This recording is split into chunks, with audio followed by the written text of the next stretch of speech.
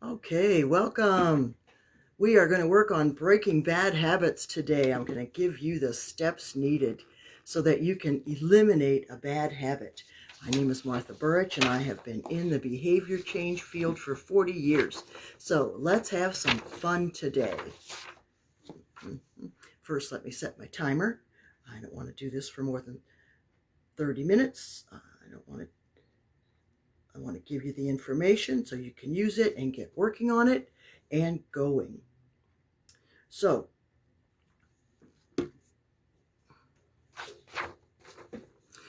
as promised, I've been talking about this all week. So today we are going to get into eliminating bad habits. Now, we really just want to work on one at a time. So I really want you to think about what bad habit do you really want to eliminate?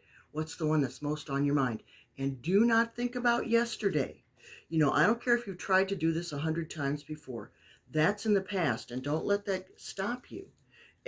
Never quit, never quit, never quit. If it's something you really want, never quit. Keep trying, keep trying, keep trying. So today I'm going to give you the steps so that you will be successful. If you do what I tell you, So first off, pick what you're going to do. Smoking, drinking, overeating, okay? And yes, you can do this because I did. I stopped smoking about 37 years ago. I stopped drinking completely 5 years ago. I stopped overeating. I've already lost 40 pounds in the past few months. So you can do it. I did. So all right, let's get started. Pick one. Pick a behavior that you want to get rid of. Smoking, drinking, overeating. Okay? And you should have a piece of paper in front of you and a pen or a pencil. So just pick the behavior. All right. So I'm going to talk about overeating. Oh, and also I want to say, if you're going to stop drinking, if you've been drinking heavy every day, you cannot just stop. And there are some drugs you can't just quit either. You have to have a doctor's supervision or a treatment center. So if you've been drinking heavy every day, you cannot just stop. You could have a seizure. You could really hurt yourself. So you need to call your doctor or a treatment center. I want to make that clear to you. But if you've just been drinking on the weekends and you're just, generally kind of drinking too much sometimes, this is a good time. This would be a good time to stop. And all right, so we're going to talk about smoking, drinking, and overeating. The first thing you're going to do is pick one. Pick the one that you most want to stop. All right, now second, I want you to list every single place you engage in that behavior. Now let's talk about overeating, and you can fit yours in. All right, here's the point. The fewer places you engage in that behavior, the easier it will be for you to stop.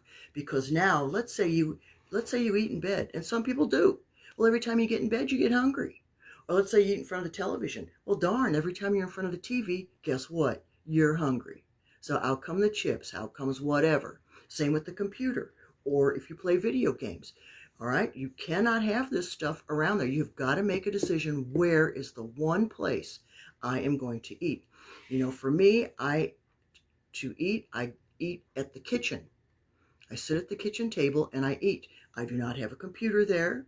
I do not have a television, and I don't watch television anyway. I haven't watched television in oh my goodness, since 2007. What is that? 16 years. Anyway, so only do the behavior in one place. Now, let's say you smoke at work and at home. Pick one place at home, one place at work. Okay?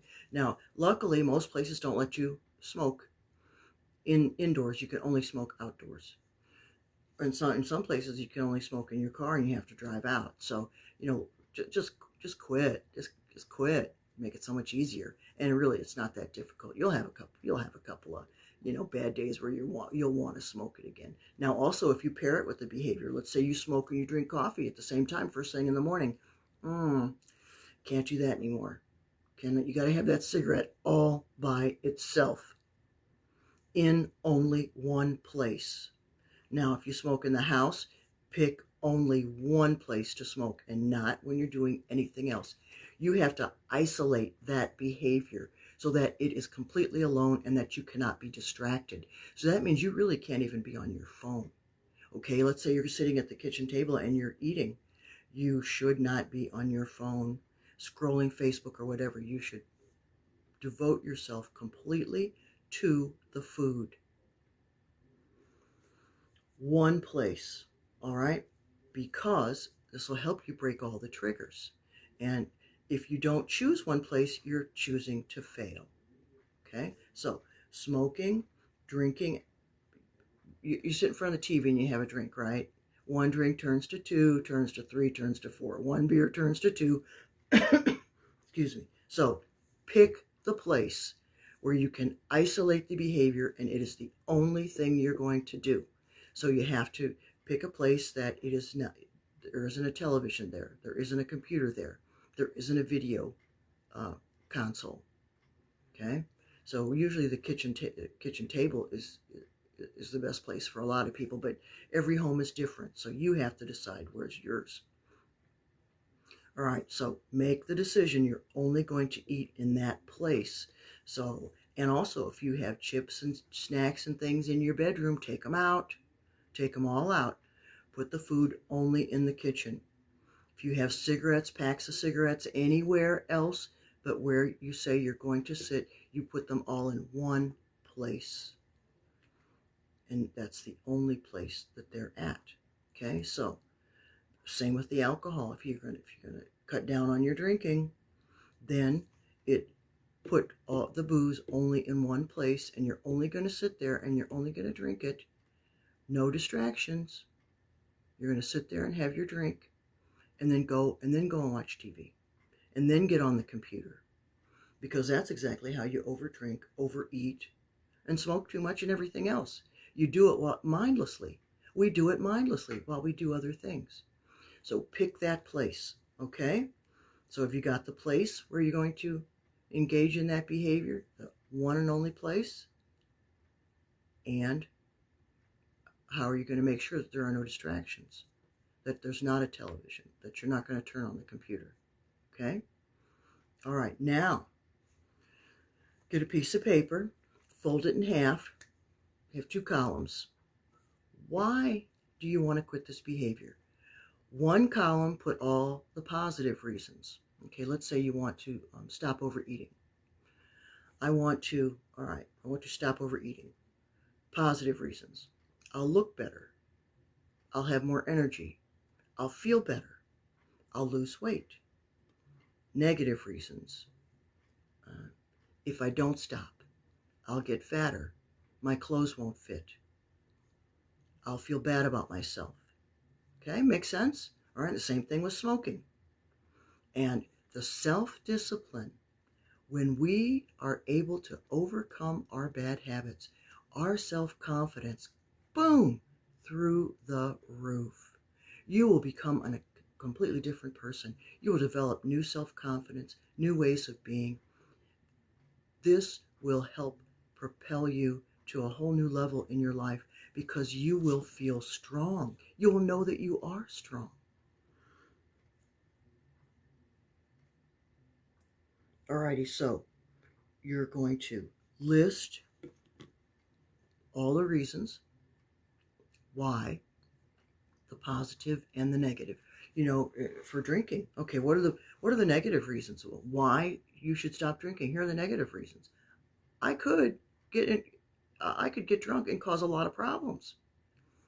I could say something ignorant to someone. I could, whatever has maybe happened in the past with your drinking. You never know. If you're the kind of person who blacks out when they're drunk, who gets mean, gets violent, um, starts calling people up and saying who knows what, yeah, write all that down. Do you feel like giving all your money to doctors and lawyers? I mean, yeah, doctors and lawyers. Because usually if you drink too much, that's what happens, isn't it? I'm checking my timer here. I want to make sure that I have our time correct. All right, so now write down those reasons. And you should have at least 3 or 4 on each side, at least, and probably more.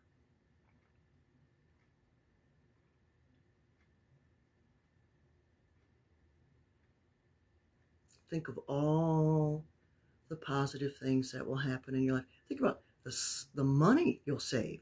Smoking, drinking, overeating, all three cost money.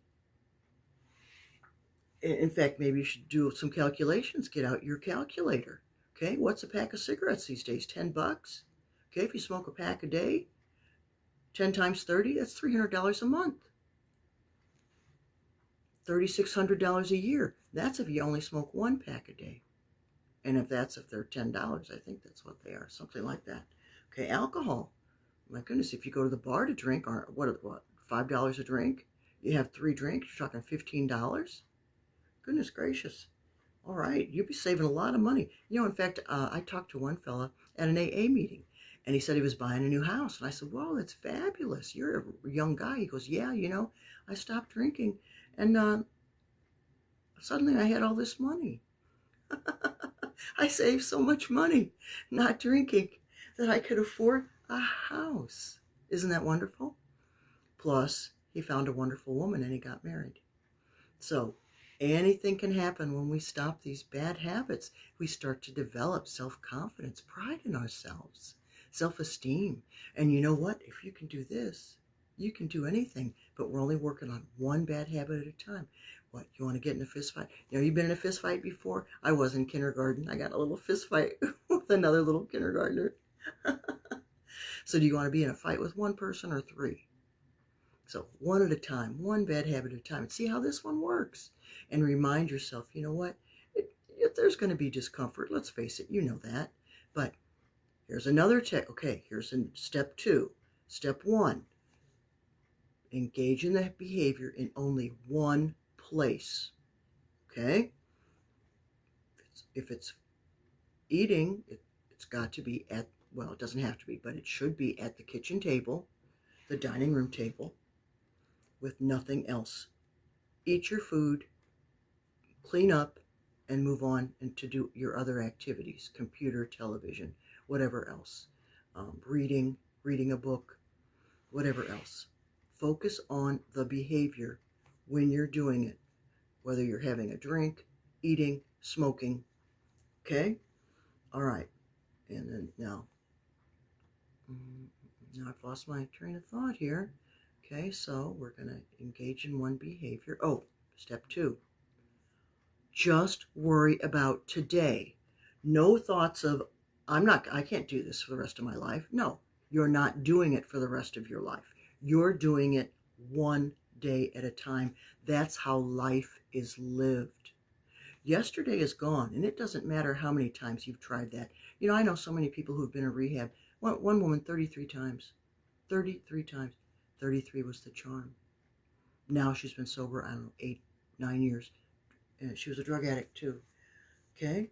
Another fellow told me 50 times. He'd been in rehab 50 times. So it doesn't matter. Yesterday is past. In sales, they'll tell you, you're only as good as your last sale. All your sales you did yesterday and the years before, nobody cares anymore.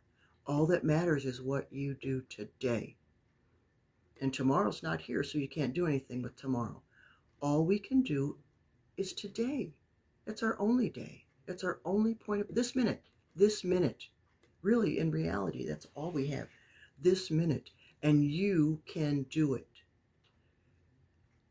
I did. Yes, you can. I did. Yes, you can. Yes, you can. I took, then these are positive behaviors. I took swimming lessons when I was 18. I didn't know how to swim very well. So I got a coach and I took lessons at the local Y. And I learned how to swim. Guess what? So if you want to learn some positive behaviors, you can do that too. All right. So you're only going to worry about this one day at a time. And I want you to write down thoughts and behaviors you can think of. How are you going to get through this? Okay. Let's say you're sitting and you've already eaten, and you're on the computer and you're hungry. You want to eat. You want a donut. You want some chips. You've already had a meal and you don't need to eat again. You want a Coke. You want a high sugar soda, something that's going to add calories. Here's what you can do. You can do not go in the kitchen, but watch a movie, call a friend, go out for a walk the dog. I lost weight walking my dog during COVID. I took the dog out. We had a good old time. I met my neighbors too. All the neighbors would stop when they drove by us and talk to us. I met so many people I had not met before. It was great. It was great fun. Think of all the people you'll meet just getting outside. So distract yourself. Get outside and don't pull out the cigarettes. Leave those in your one place in the house or wherever it is that you put them. Okay, but don't take them with you. Don't take any food with you or anything else. Go for a walk. Take the dog. Go for a drive. Do something. Distract yourself. Because you know what? This too shall pass. That's the whole thing about bad habits and things. This too shall pass. If we just can get over the hump. Just get over the hump. And tell yourself, you know what? This is as difficult as I make it. How difficult do I want to make it? I don't want to make it difficult. I want to make it easy. I'm going to eat my food at my table, only at the kitchen table, dining room table, only at this one place.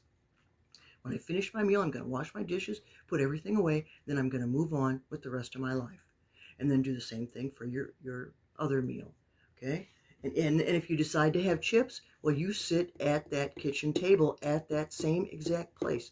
Anything you decide to eat, you eat it only at that table. Anytime you decide to have a cigarette, only at that one place. Anytime you decide to have a drink, only at that one place. Okay, so you can do it, I guess, as many times as you want, but it's only at that one place with no distractions. And you will find that you will, if not eliminate completely, you will cut down. When I smoked a pack a day from the time I was 12 until I was 32. No, 30. And from the time I was 12 till I was 30. Yeah, 30, 31, something like that. Anyway, my husband and I were out on the porch because, that was, we had stopped smoking in the house because our son was about 2. And we never smoked in the house once we knew we were having a baby. Anyway, we were out on the porch smoking, and we had 2 cigarettes left in the pack. And I said, Tony, let's smoke these and quit. And he said, okay, yeah. And we did. We both quit, and I have never had a cigarette since. Now, Tony had a little problems. A few years later, he got a new job that was very stressful for him, and he went back to smoking. But I was very fortunate. I never went back. I've never had a cigarette since. And you know what? That's so great because my brother, who stopped drinking 35 years ago, hasn't had a drink in 35 years. I haven't had a drink in 5 years. And I was basically a weekend drinker, but not always. But anyway, my brother says, it's not cancer so much you have to worry about with cigarettes. It's emphysema. And most people who smoke and later in their life are going to be on oxygen. And that's something you really want to think about. I don't want to, scare you.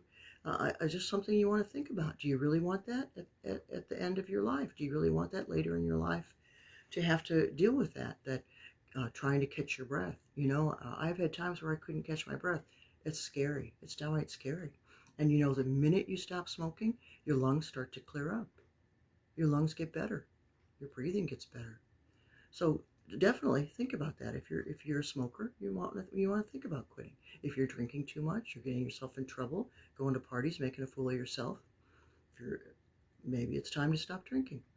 Give these things some thought, and they are not as difficult as you think. Now, the thing with drinking, and this is why AA is so good. AA works because there are, we stop maturing mentally at the age we start drinking and doing drugs.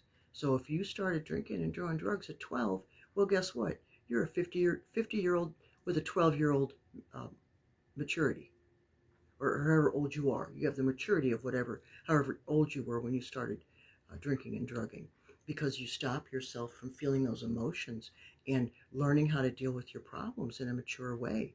So AA, they have 12 steps that help us to grow up, help us to realize that, hey, guess what? And that's another habit. If you have it, stop blaming. Stop blaming others for what you do. Most of my problems in my life, I caused myself with my silly thoughts, useless thoughts, wasted thoughts, blaming others. Now, when you blame others, you're a victim. And if it's someone else's fault, how can you change? How can you make it better? If someone else, if it's someone else's responsibility. But see, it's not. It's your responsibility.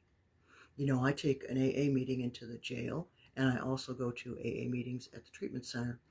And too often, people don't know how to take responsibility. And because they won't take responsibility, they keep relapsing because they blame others. Well, if only my mother wouldn't this, if only my husband wouldn't that, if only my children, blah, blah, blah, blah, blah. Well, guess what? If you keep waiting for them to change, you'll never change, will you? You have such a good excuse. Such a good excuse when it's someone else's fault. You do that. Also, there's another thing. When we change behaviors, okay, when we stop drinking, smoking, overeating, there's a thing called crabs in a bucket. When we get out of that bucket and start to behave better, guess what? All the other crabs in the bucket, they don't want us to change. And that's not because they're trying to be mean. It's because they don't know how to deal with us. They don't know how to deal with the new us. Or us getting better makes them feel really bad about themselves. Okay, us not smoking makes them realize, oh my goodness, I should stop. Us losing weight, oh my goodness, I'm not losing weight, I should stop. You know. So you need to be vigilant, and they're not trying to be mean when they quote unquote try to sabotage you, and they will. It will happen. You need to be vigilant. They're not doing it to hurt you. They're doing it to protect themselves. So you really do have to be vigilant for that. And also, don't put yourself in situations where you're gonna engage in the old behavior. If you drank in bars, don't go to the bar. There's a saying, you go to the barbershop, you sit in a barbershop long enough, you're going to get a haircut. Okay? You sit in a bar, you are going to, you'll go to the bar a couple of times, maybe. And, oh, I'll have a Coke, I'll have a Coke. Well, yeah, guess what? Third time, oh, I'll have a drink. It won't hurt me. Okay? And if you're an alcoholic can't drink, one drink sets off the chain. An alcoholic can't have, that's how you know you're an alcoholic. You can't have one drink. Now, maybe in rare instances, you can do it once in a while, but generally, if you have one drink, one's not enough. One's too many, 10's not enough. So that's one way that you know you're an alcoholic. Once you start, you can't stop. And also, you notice if other people don't finish their drink, it aggravates you. What? Can you believe you left that beer? You didn't drink that whole beer? Can you believe you didn't drink that whole bottle? She didn't finish her drink. What? That's wasteful. Oh, goodness. Alrighty, so you want to give that a try. Alrighty? And when are you going to start? Start now. If you want to wait till tomorrow, okay. But the best time to start is now. Start now. And, just keep telling yourself, I'm not going to do that today. I'm not going to do that today. I'm not going to do that now. Use the delay technique. If you get the urge, just wait 5 minutes. But in that 5 minutes, distract yourself but make the commitment. I will not do this today. Today, and then tomorrow, make the commitment again. Today, I will not smoke. Today, I will not drink. Today, I will not. Today, I will only smoke at the table. I will only eat at the table. Today, I will only have a drink at this one designated place I said I would. I will only eat at this one designated place I said I would. I will only drink at this one place with no distractions. Make that commitment. Make that commitment. That'll make it so much easier to stop one day at a time. And The tree of tomorrow comes from the seeds planted today, and the seeds of this self-discipline will sprout and sprout and sprout and go and form new connections and flowers and branches and fruit that you cannot imagine at this moment, that are unthinkable to you right now. For now, you just think of how good you'll feel not smoking, not drinking, not overeating, how good you'll feel. And and if eating and you want to lose weight, put a pair of pants or a dress or something you can't fit into. Put it where you see it all the time. Hang it up on your bedroom door. You'll see it when you wake up in the morning and when you go to bed at night. Remind yourself every day, I'm going to fit into that. That's another way that will help you. Put up a picture of clean lungs. Put up a picture of someone on an oxygen machine. Whatever will help you to remind you what you do want, what you don't want, will make this so much better for you and easier and enable you to be successful. And that's what we want. We want to be successful. And thank you so much for being here today. I really appreciate it. We've just got about a minute left. Also, if you need one-on-one help with this, direct message me. We can form a plan, and I can help you with that. Okay? I've been doing this for over 40 years. My name is Martha Burich, and I was a college professor. I taught psychology, and I was a high school science teacher. So I know a lot about this stuff. I've been working with behavior modifications ever since my college days when I entered undergraduate, ninth grade. I was the ninth grade. I had Dr. David Ziff as my psychology instructor in my freshman year, and I was his teaching assistant in my sophomore year. So wasn't I lucky? He was an expert in behavior modification. Anyway, thank you so much for being here today. And if you do need more help, direct message me. We'll talk. I have some programs we can customize a program just for you. Thanks for being here. I'm doing Facebook Live every day. Every day I do 20 minutes. And then on Fridays I do a little 30 minutes, an extra few minutes, and dive deep into a subject. Alrighty, hey, you make it a great day. And let's break a habit today, huh? Let's break a habit. Thanks. Bye.